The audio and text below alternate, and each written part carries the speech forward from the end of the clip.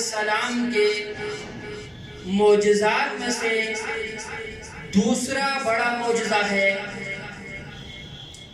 اللہ رب کائنات نے اپنے محبوب علیہ السلام کو ان بلندیوں پر بلایا کہ جہاں تک کسی کا پہنچنا تو دور کی بات ہے، کسی کا خیال اور وہم بھی وہاں تک نہیں جا سکتا۔ کتاب کا نام ہے النبراس، یہ علامہ سعد الدین تفتازانی کی مصنفہ شرح عقائد نسفیہ کی شرح ہے، جو علامہ عبدالعزیز برہاروی رحمۃ اللہ تعالی علیہ نے تصنیف کی ہے۔ اور شرح عقائد نسفیہ یہ ہمارے درس نظامی کے نصاب میں شامل ہے۔ کوئی عالم اس وقت تک عالم نہیں بنتا کہ جب تک وہ شرح عقائد کو سبقاً پڑھ نہیں لیتا۔ تو شرح عقائد کی شرح النبراس کے اندر علامہ عبدالعزیز برہاروی رحمۃ اللہ تعالی علیہ نے لکھا ہے کہ حضرت ابو الحسن رفاعی رحمۃ اللہ تعالی علیہ کا قول کہ ایک دن آپ نے روحانی طور پر پرواز کی، حتی ساعت فی الفوقانیہ۔ حضرت ابو الحسن رفاعی فرماتے ہیں کہ میں نے روحانی طور پر پرواز کی اور میں پرواز کرتے ہوئے اتنی بلندیوں تک چلا گیا کہ یہاں تک کہ میں نے فوقانیات تک پہنچ گیا۔ ایک عرش آیا، دوسرا عرش آیا، تیسرا عرش آیا، حتیٰ کہ 7 لاکھ عرش عبور کیے، حتیٰ سعد فی الفوقانیات، یہاں تک کہ فوقانیات پہ چلا گیا۔ آواز آئی، اے ابو الحسن رفاعی کدھر آ رہے ہو، کہاں کا ارادہ ہے؟ عرض کی مالک معراج کی رات جس عرش کی چھاتی پر میرے محبوب علیہ السلام کے قدم لگے ہیں، اے بار الہ اس عرش کی چھاتی کا دیدار کرنے کے لیے آیا ہوں۔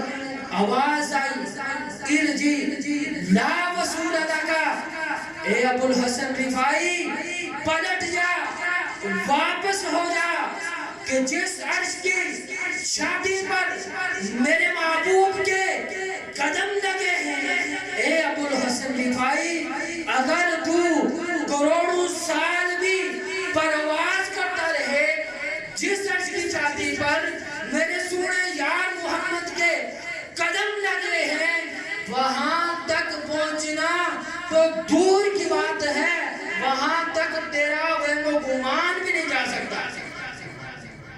فرمایا، اے ابو الحسن رفاعی کدھر آ رہے ہو؟ تو عرض کی، نہ سفر پر شرط مال ہے، نہ طلب پر قید سوال ہے، فقط ایک سحری ذوق کو میں بھٹک رہا ہوں کہاں کہاں، میرے دل کی یہ حلوتیں کئی بار سج کے اجڑ گئی، مجھے بارہا یہ گمان ہوا کہ تم آ رہے ہو کشاں کشاں۔ فرمایا ابو الحسن رفاعی کدھر آ رہے ہو؟ تم کروڑوں سال بھی پرواز کرتے رہو، جس عرش کی چھاتی پر میرے یار کے قدم لگے ہیں، وہاں تک تیرا وہم، تیری سوچ اور تیرا گمان بھی نہیں جا سکتا۔ یارو جس نبی کے قدم اتنے اونچے ہیں، اس نبی کا سر کتنا اونچا ہو۔ معراج کی رات تاجدار کائنات امام الانبیاء علیہ السلام عرش پر گئے۔ جب میرے کریم آقا علیہ السلام عرش پر پہنچے، میرے آقا کے قدم وہاں پہ لگے۔ حدیم نیچے ہے، قدم مصطفیٰ اوپر ہے، مقام ابراہیم نیچے ہے، قدم مصطفیٰ اوپر ہے، صفا نیچے ہے، قدم مصطفیٰ اوپر ہے، مروہ نیچے ہے، قدم مصطفیٰ اوپر ہے، باب رحمت نیچے ہے، قدم مصطفیٰ اوپر ہے، بیر زمزم نیچے ہے، قدم مصطفیٰ اوپر ہے، غار سور نیچے ہے، قدم مصطفیٰ اوپر ہے، غار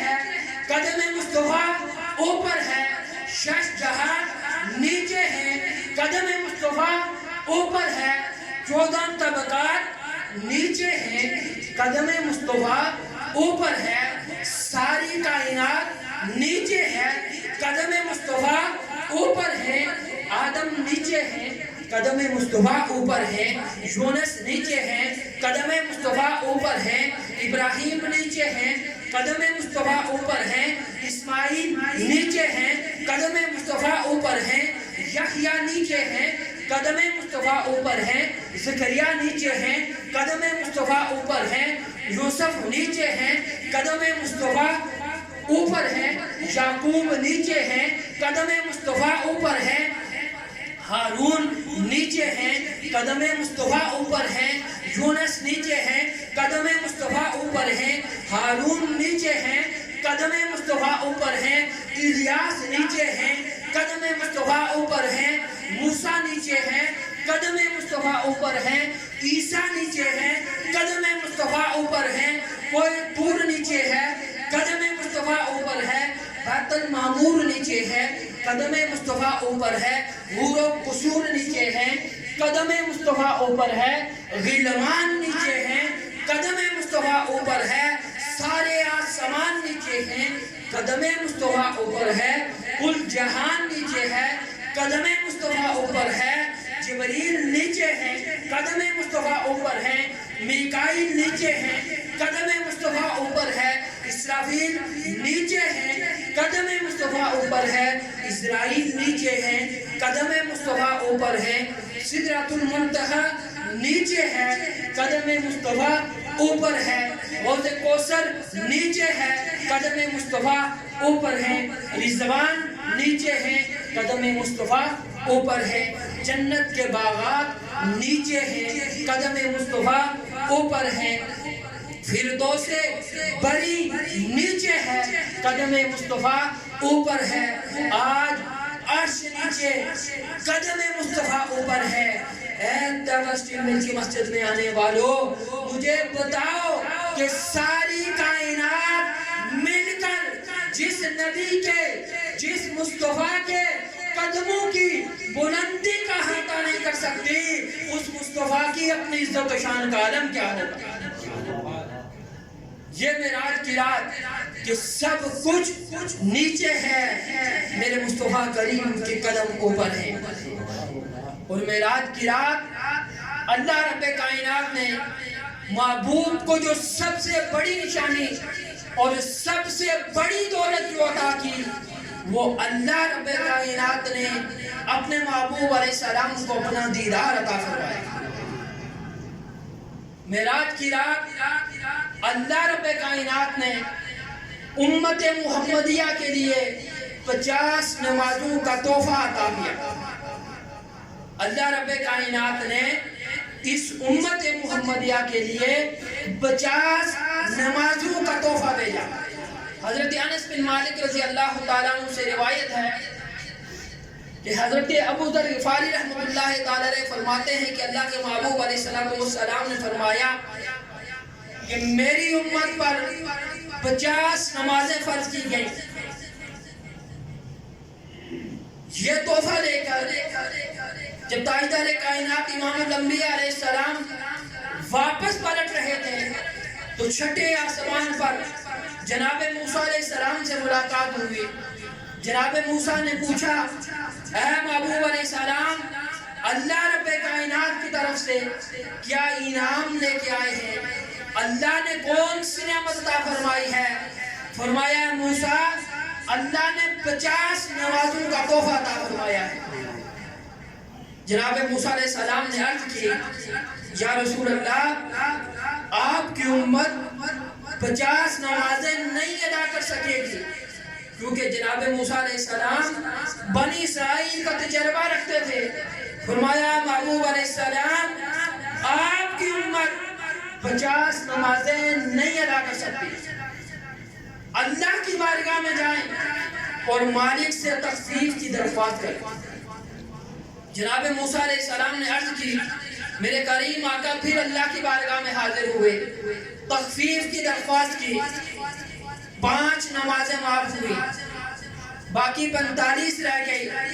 फिर आए, उन्होंने कहा फिर जाएं, फिर हुजूर अल्लाह की बारगाह में जाएं, हत्ता के 9 चक्कर नबी करीम अलैहिस्सलाम ने रब की बारगाह में लगाए।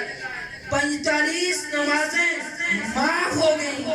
अब जब इतनी माफ हुई, वापस पलटे, फिर जनाब मूसा ने कहा या रसूल अल्लाह 1 चक्कर और लगाएं तो ये नमाजें सारी माफ हो जाएंगी।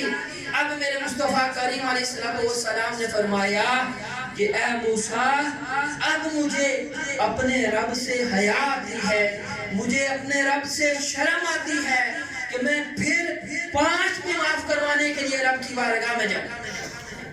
अब इस पर 1-2 बातें अर्ज करूं कि क्या अल्लाह रब्बे कायनात को इल्म ना था कि बिलाहिर 5 नमाजें रह जाएंगी? तो अल्लाह को तो ये पता था, अल्लाह देता ही 5 नमाजें, फिर हुजूर गए तो 5 नमाजें माफ, फिर हुजूर गए तो 5 नमाजें माफ, 5 करके मेरे मालिक ने हत्ता के 9 मर्तबा जब हुजूर गए तो सारी माफ कर दी, सिर्फ 5 बाकी रह गई। अल्लाह का इल्म बड़ा वसी है, अल्लाह का इल्म कदीम है, अल्लाह का इल्म हादिस है। उसको तो पता था कि बिलाहिर 5 नमाजें रह जानी है, वो अता ही 5 करता, लेकिन अगर वो 5 देता तो लोगों को अज़मत मुस्तफ़ा का कैसे पता चलता? अल्लाह रब्बे कायनात के यहाँ महबूब की जो इज्जत थी, महबूब की जो तकरीम थी, महबूब की जो कदर व मंज़िलत थी, उसका लोगों को कैसे पता चलता? और दूसरी बात ला तब्दीला लिकलिमातिल्लाह, कि अल्लाह की जो बातें हैं, खुदा की जो बातें हैं, वो तब्दील नहीं होती।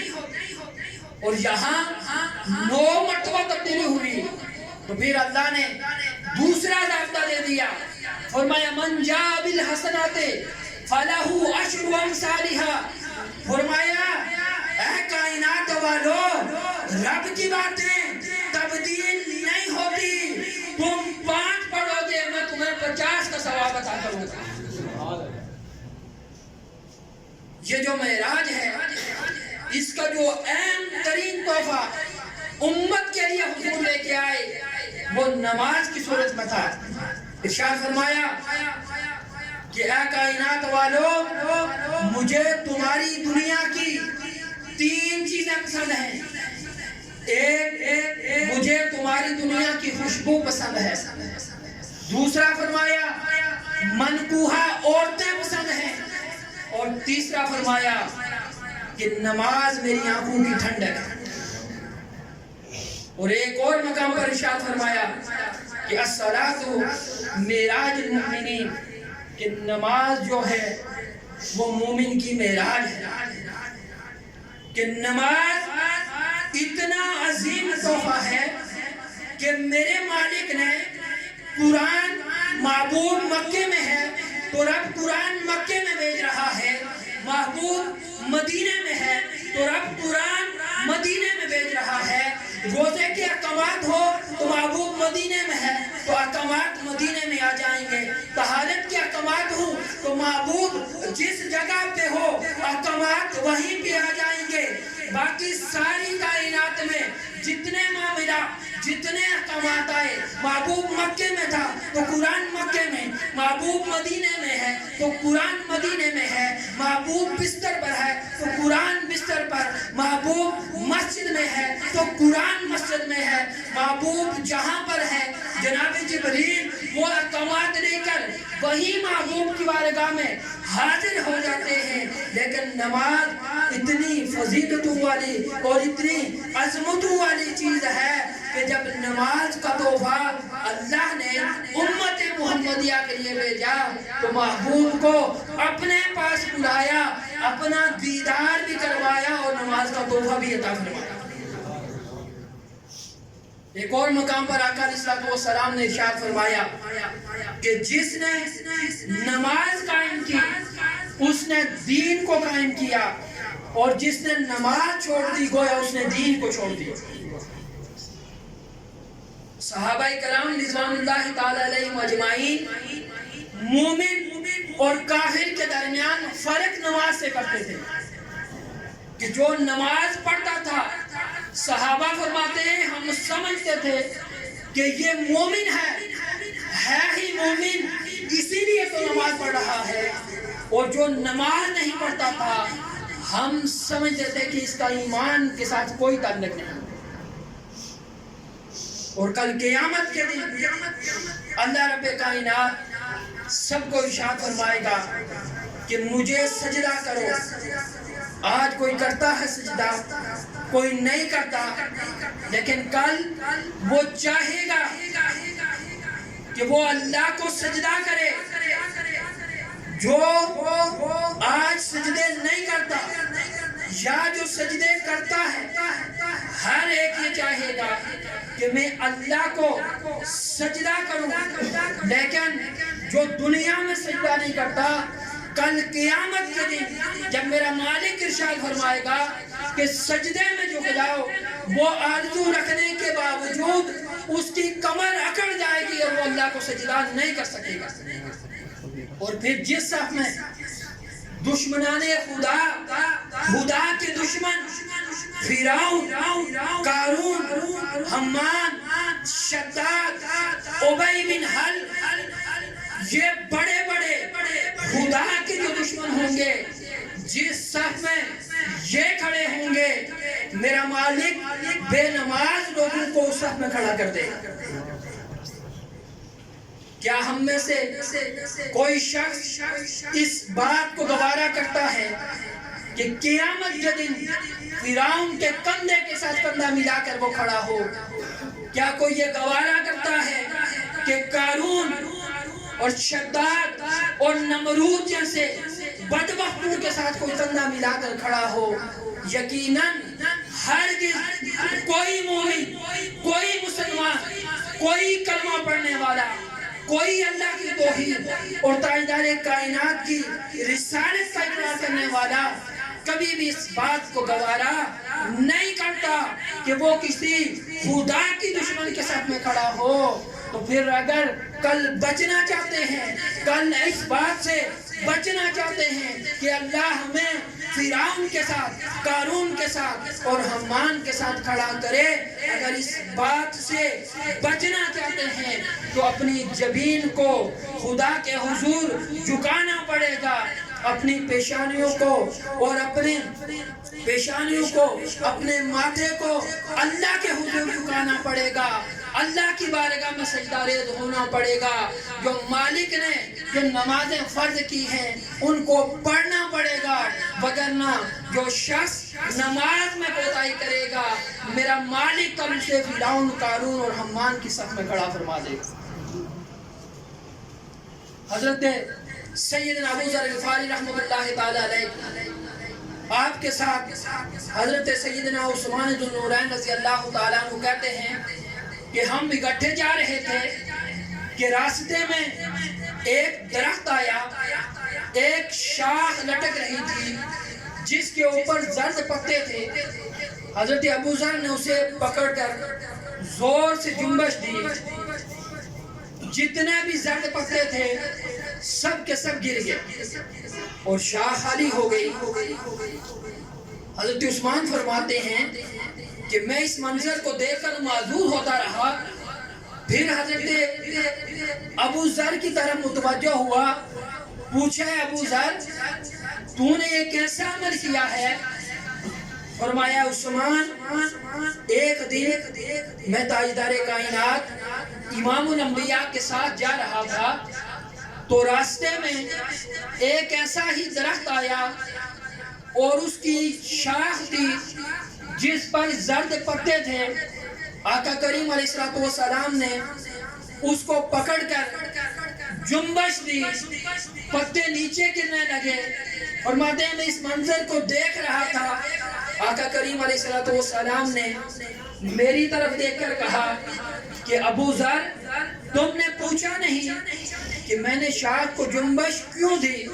تو کہا اے ابو ذر جس طرح میں نے شاخ کو جنبش دی اور سارے کے سارے پتے گر گئے، اسی طرح جب کوئی بندہ مومن نماز کے لیے کھڑا ہوتا ہے تو اس کے سارے گناہ گر جاتے ہیں۔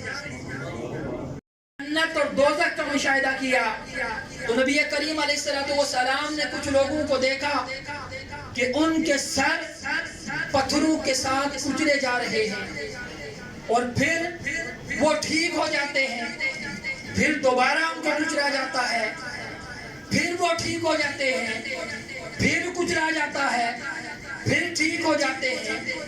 جبریل امین سے میرے آقا نے عرض کی، جبریل یہ کون لوگ ہیں اور ان کے سر کیوں کچلے جا رہے ہیں؟ تو جناب جبریل امین نے عرض کی، حضور یہ وہ لوگ ہیں کہ جن کے سر نماز کی وجہ سے بوجھل رہا کرتے تھے، اس لیے آج ان کو یہ سزا دی جا رہی ہے۔ اور آپ نے علماء سے سینکڑوں مرتبہ یہ روایت سنی ہوگی کہ ان اول ما یحاسب به العبد یوم القیامت من عملہ صلاتہ، کہ قیامت کے دن بندے سے سب سے پہلے جس چیز کے بارے میں سوال کیا جائے گا وہ نماز کا سوال ہوگا۔ اگر اس سوال میں کامیاب ہو جائے گا تو پھر میرا مالک اس سے باقی سوال بھی پوچھے گا، اور اگر اس سوال میں ناکام ہو گیا تو پھر میرا مالک اس سے اور کوئی سوال نہیں پوچھے گا۔ اس لیے اے میرے بھائیوں، اے میرے دوستوں، نماز جو مومن کی معراج ہے، نماز جو آقا کی آنکھوں کی ٹھنڈک ہے، ہمیں چاہیے کہ ہم اپنی زندگی کی اس نفسا نفسی کی دوڑ میں جو ہم لگے ہوئے ہیں، اس سے چند لمحات نکال کر ہم دن میں 5 مرتبہ اپنی جبین کو، اپنی پیشانی کو اس مالک کے حضور جھکائیں کہ جس مالک نے ہمیں یہ سانسوں جیسی نعمت عطا کی ہے، جس مالک نے ہم پر اتنا کرم فرمایا ہے، ہمیں انسان بنایا، اشرف المخلوقات بنایا، اور اس سے بڑھ کر ہمیں حضور کا امتی بنایا، اور بے شمار نعمتیں ہمیں عطا کی۔ جس مالک کی اتنی نعمتیں ہیں، جس مالک کی اتنی کرم نوازیاں ہیں، اس بندہ مومن کو چاہیے کہ اس خالق کے حضور، اس مالک کے حضور اپنی پیشانی کو جھکائے۔ اس لیے آج سے عزم مصمم کریں کہ جس سے بھی غفلت ہو گئی، کوتاہی ہو گئی، اللہ معاف فرمانے والا ہے، سچے دل سے اللہ کے حضور اپنے گناہوں کی معافی مانگ کے پکا عزم مصمم کرے کہ آج کے بعد جو مرضی ہو جائے میں نے اپنی نماز قضا نہیں کرنی۔ جب انسان سچے دل کے ساتھ ارادہ کر لیتا ہے تو پھر میرا مالک خود بخود مدد فرماتا ہے۔ اللہ رب کائنات ہمیں 5 گنا نماز پڑھنے کی توفیق عطا فرمائے۔ پھر میرے محبوب علیہ السلام نے معراج کی رات ایک شخص کو دیکھا کہ لکڑیوں کا ایک بہت بڑا گٹھا تھا جس کو اٹھانے کی وہ کوشش کرتا تھا، لیکن اس سے وہ اٹھایا نہ جا رہا تھا، اس لیے کہ وہ بہت وزنی تھا، اس کا وزن اس کی طاقت سے زیادہ ہے، لیکن اس کے باوجود وہ دائیں بائیں سے اور لکڑیاں اس میں جمع کر رہا ہے اور اسے مزید وزنی کرتا چلا جا رہا ہے۔ تو آقا کریم علیہ السلام نے پوچھا، جبریل یہ کون لوگ ہیں اور یہ کیا کر رہے ہیں؟ تو عرض کی، یا رسول اللہ یہ وہ شخص ہے آپ کی امت کا کہ جس کے پاس لوگوں کی کثرت کے ساتھ امانتیں موجود ہوتی تھی اور یہ ان کو ادا کرنے کی پوزیشن میں نہیں، لیکن اس کے باوجود اور امانتیں پکڑتا جا رہا ہے اور اس بات میں حریص ہے کہ لوگ میرے پاس اپنے پیسے، اپنا مال و دولت، اپنے زیورات میرے پاس امانتاً جمع کروائیں تو کل قیامت کے دن اس کی صورت میں فرمایا کہ کریم علیہ السلام نے کہ اس کی یہ سزا دکھائی گئی کہ وہ اس وزنی بوجھ کو اٹھانے کی کوشش کر رہا ہے لیکن کوشش کے باوجود وہ اس کو نہیں اٹھا سکتا۔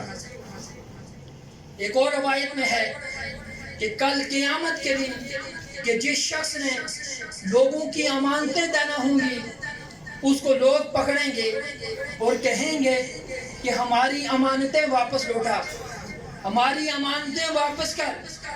وہ کہے گا کہ اب اس وقت تو میرے پاس کچھ بھی نہیں ہے، تو اسے کہا جائے گا کہ جو ان لوگوں کی امانتیں تیرے پاس ہیں وہ ایک جگہ رکھی ہوئی ہیں، اگر تو ان کو وہاں سے لا کر دے تو تیری جان بچ سکتی ہے۔ تو وہ کہے گا کہ کہاں ہیں وہ امانتیں؟ تو اس کو جہنم کے سب سے نچلے طبقے میں لے جایا جائے گا اور اسے کہا جائے گا کہ اس میں اتر، اس کا جو پیندا ہے سب سے جو نچلی جگہ ہے اس جگہ تیری امانتیں رکھی ہوئی ہیں، اور وہاں سے یہ امانتیں نکال اور لوگوں کو واپس لوٹا۔ اب جہنم کی تہہ تک اسے لے جایا جائے گا، اور جہنم کی گہرائی کتنی ہے؟ آقا کریم علیہ السلام فرماتے ہیں، آقا کریم علیہ السلام تشریف فرما تھے، ایک زوردار دھماکے کی آواز آئی، فرمایا میرے صحابہ اس دھماکے کی آواز کو سنا ہے؟ یہ کیسی آواز ہے؟ عرض کی یا رسول اللہ، اللہ اور اس کا رسول جانتے ہیں کہ یہ کیسی آواز ہے۔ فرمایا میرے صحابہ آج سے 70 سال قبل میرے مالک نے ایک پتھر جہنم میں پھینکا تھا، آج 70 سال کے بعد وہ پتھر جہنم کی تہہ میں جا کے لگا ہے، یہ اس کی آواز ہے۔ اتنی جہنم کی گہرائی کہ پتھر اوپر سے پھینکا گیا اور نیچے پہنچنے تک 70 سال لگے، اتنی جہنم کی گہرائی ہے۔ اب اس شخص کو کہا جائے گا کہ جا جہنم کی تہہ میں، وہاں سے امانتیں نکال اور لوگوں کو واپس لوٹا۔ وہ جائے گا، وہاں سے امانتیں اٹھائے گا، اٹھا کے واپس آئے گا، پہنچتے پہنچتے جب جہنم کے بالکل کنارے پہ آئے گا پھر اس کا پاؤں پھسلے گا، پھر وہ نیچے گرے گا، پھر جہنم کی تہہ تک پہنچنے تک 70 سال لگ جائیں گے، پھر وہاں سے آئے گا۔ تو یہ جو شخص امانتوں میں خیانت کرتا تھا اس کو رب کائنات ایسی سزا دے گا کہ رب فرمائے گا جہنم کی تہہ سے امانتیں نکال اور لوگوں تک ان کی امانتیں پہنچا، لیکن یہ جہنم کی تہہ میں جائے گا، جب واپس آئے گا پھر پاؤں پھسلے گا، پھر جہنم کی تہہ میں وہ چلا جائے گا۔ میں اور آپ آج اتنا بوجھ اٹھائیں جتنا ہم اٹھا سکتے ہیں، اور ہمیں دیکھنا ہوگا کہ ہمارے ذمے کسی کا غصب کیا ہوا مال، کسی سے رشوت میں لیا ہوا اور کسی کی مجبوری سے فائدہ حاصل کر کے اس سے مال لیا ہوا تو نہیں، اور دیوار رکھتے ہوئے ہمسائے کے 2 اینچ زمین تو نہیں دبائی ہوئی۔ آج ہم سب کچھ دیکھ سکتے ہیں کہ اگر آج ہم نے کسی کا حق دبایا ہوا ہے، کسی کا مال دبایا ہوا ہے، کسی کی امانت میں خیانت کی ہوئی ہے، تو آج ہم اپنا محاسبہ کر کے اپنے گریبانوں میں جان کر، اپنے گریبانوں میں دیکھ کر ہم وہ مال واپس لوٹا دیں۔ اگر آج لوٹا دیا تو کل اللہ کے عذاب سے بچ جائیں گے، لیکن اگر آج نہ لوٹا سکے تو پھر کل رب کے عذاب سے نہیں بچ سکیں گے۔ جب رب کے عذاب اتنا سخت ہے کہ 70 سال صرف ایک مرتبہ نیچے جہنم میں جاتے ہوئے لگتا ہے۔ اللہ رب کائنات کی بارگاہ میں دعا گو ہوں، مالک کائنات جو کہا گیا ہے سنا گیا ہے، مالک ہم سب کو عمل کرنے کی توفیق عطا فرمائے۔ جن احباب نے سنت نہیں ادا فرمائی صفوں کو درست فرما لیں، پھر سنتیں ادا فرما لیں۔